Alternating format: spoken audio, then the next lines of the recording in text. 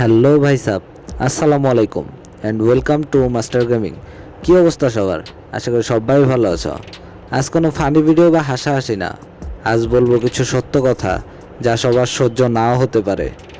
যাদের সত্য কথা সহ্য হয় না তারা ভিডিওটা স্কিপ করতে পারো। আজকে কথা বলবো কিছু মানুষরূপী অমানুষ জানোয়ারদেরকে নিয়ে। ভিডিওতে কিছু ব্যাড ওয়ার্ড থাকতে পারে, তাই কানে হেডফোন পরে বসে পড়ো।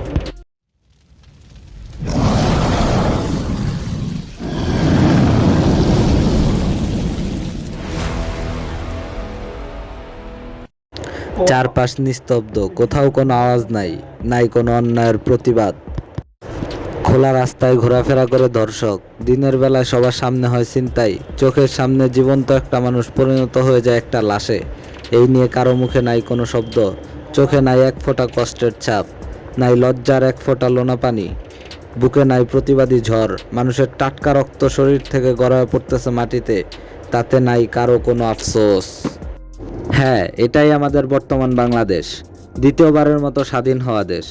ধর্ষিতা মেয়ে শাস্তি পায় সমাজের কাছে। হ্যাঁ, নোংরা সমাজ। কষ্ট ও লজ্জায় প্রায় অর্ধমৃত মেয়েটিকে নোংরা কথা বলে চরম পরিমাণে কষ্ট দিতে একবারও ভাবে না আমাদের এই নোংরা সমাজ। অথচ ধর্ষক খোলা রাস্তায় ঘুরে বেড়ায় বুক ফুলিয়ে। সাধারণ মানুষের রক্ত পানি করা টাকা সবার নাকের ডগা থেকে কেড়ে নিয়ে যায় ছিনতাইকারী ও চাঁদাবাজ। অথচ দেখতে পায় না কেউ, চোখে পড়ে না কারোরই। সবাই নিজ নিজ স্বার্থ উদ্ধারে ব্যস্ত। এখন কেউ বিপদে পড়লে সাহায্য করতে কেউ আগায় আসে না, আগায় আসে ভিডিও করতে। এটাই কি স্বাধীনতা? আমরা কি এমন স্বাধীনতাই চাইছি? কেন আনা হইল এমন স্বাধীনতা? স্বাধীনতা কি শুধু ছিনতাইকারী আর চোর ধর্ষকদের জন্যই আনা হইছে? প্রকাশ্যে হইতেছে খুন, ছিনতাই, ধর্ষণ। সৃষ্টির সেরা শ্রেষ্ঠ জীব বানাইল আল্লাহ মানুষরে। সেই মানুষই এখন পশুর চেয়েও নিকৃষ্ট আচরণ করে আরেকটা মানুষের সাথে। আল্লাহ দুনিয়ারে সুন্দর করার জন্য মানুষরে দিল মানবিকতা, বিবেক। কোথায় আজ সেই বিবেক? কোন কাজে লাগতেছে এই মানবিকতা? অন্যের রিজিক ছিনায় নেওয়া এটা শুধু পশুদেরকেই মানায়, অথচ এটা পশুদের মধ্যে নাই, মানুষের মধ্যে সব থেকে বেশি ছড়াই গেছে।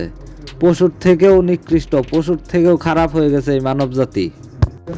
আল্লাহ মানুষরে জ্ঞান বুদ্ধি দিল ন্যায় বিচারের জন্য, অথচ এই জ্ঞান বুদ্ধিরে কাজে লাগায়া নির্দোষের উপর চাপানো হয় জঘন্য পাপের দোষ। এইবার আসি মায়ের জাতি পুলিশ জাতির কথায়।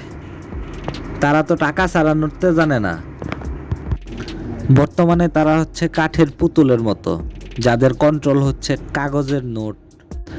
বাকি রইল জনগণ। বর্তমান বাংলায় এমন একজন লোক নাই যে অন্যায়ের বিরুদ্ধে কথা কইব। সবাই ভাবে আমি যামু কেন, দেশে কি আর মানুষ নাই? আরে ভাই, আছে, অনেক মানুষ আছে, কিন্তু দেশে বীর পুরুষ নাই, সব কাপুরুষ। শুধু তুই একমাত্র বীর পুরুষ। একবার ঘর থেকে বের হয়ে আয়, একটা বার অন্যায়ের বিরুদ্ধে রুখে দাঁড়া, দেখবি তরে দেখা আরো 10 জন বের হয়ে আইছে।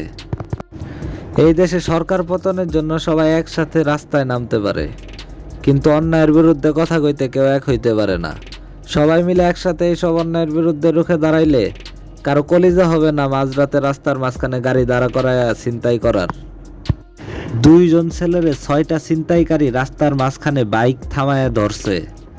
ছেলেটা রাস্তার মাঝখানে দৌড়াদৌড়ি করতেছে, রাস্তা দিয়ে গাড়ি চলতেছে, অথচ কেউ একবারের জন্য গাড়ি থামায় হেল্প করে নাই। ছেলেটার মাথায় ধারালো অস্ত্র দিয়ে আঘাত করছে অনেকবার রাস্তার মাঝখানে, অথচ কারোরই চোখে পড়ে নাই। হাই রে মানুষ, হাই রে বাঙালি। আর ছিনতাইকারী এগুলা তো মানুষ না, এইগুলা পশুর চেয়েও নিকৃষ্ট। এইগুলা হইতেছে অবৈধ বাপ মায়ের অবৈধ সন্তান। কেউ ছিল না ছোটবেলায় শিক্ষা দেওয়ার মতো, কেউ চিনাই নাই মানুষ কেমন হয়।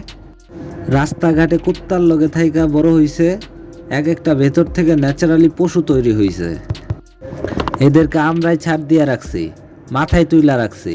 আগে হালকা পাতলা করছে, কিছু কই নাই, এখন এক লাফে মাথায় উঠে গেছে। চারদিকে খালি খুন, গুম, ধর্ষণ, দুর্নীতি, সন্ত্রাসী। নষ্ট হয়ে গেছে দেশ কিছু মানুষরূপী অমানুষের জন্য।